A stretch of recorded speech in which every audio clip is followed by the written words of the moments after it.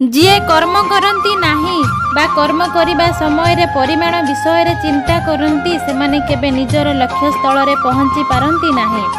ଆପଣ ଯେପରି କର୍ମ କରନ୍ତି ତାର ଫଳ ନିଶ୍ଚୟ ଭଗବାନ ଦେଇଥାନ୍ତି।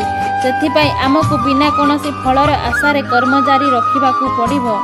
ନିଜର ଅନ୍ତିମ ଲକ୍ଷ୍ୟସ୍ଥଳକୁ ଦୃଷ୍ଟିରେ ରଖି ବଡ଼ ସ୍ୱପ୍ନକୁ ହୃଦୟରେ ବାନ୍ଧି ନିଜର କର୍ମକୁ ସୁଚାରୁ ରୂପେ କରିବା ଉଚିତ।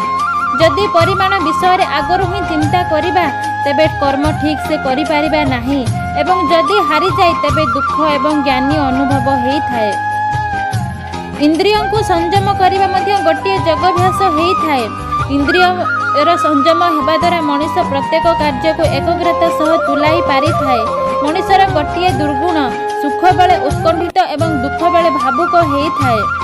ଯେବେ ମନ ଉଦ୍ବେଗର ଅଧୀନକୁ ଚାଲିଯାଏ ସେତେବେଳେ ମସ୍ତିଷ୍କ ଉଚିତ ଏବଂ ଅନୁଚିତ ଭିତରେ ଅନ୍ତର କରିପାରେ ନାହିଁ, ଯାହା ପାଇଁ ଏକାଗ୍ରତାରେ ଅସ୍ଥିରତା ଦେଖାଯାଇଥାଏ।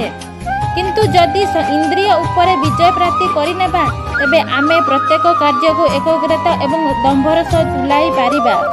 ଇନ୍ଦ୍ରିୟ ଆମକୁ ଅସମ୍ଭବ କାର୍ଯ୍ୟକୁ ସମ୍ଭବ କରିବାରେ ମଧ୍ୟ ପ୍ରେରଣା ଦେଇଥାଏ।